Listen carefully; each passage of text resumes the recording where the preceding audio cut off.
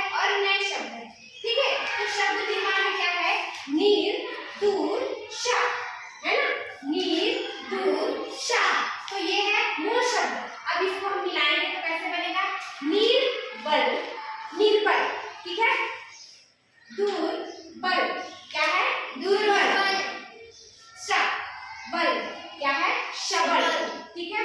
अब आइए वी की है देश, देश में क्या है, मूल शब्द है, तो वी पर प्र श्व, ठीक है, तो वी देश विदेश, पर देश परदेश, प्रदेश प्रदेश, स्वदेश स्वदेश, ठीक है। तो ये है शब्द निर्माण। शब्द निर्माण में नए नए शब्दों को कैसे जोड़ते हैं और कैसे तोड़ के कैसे बनाते हैं, ये है शब्द निर्माण, ठीक है।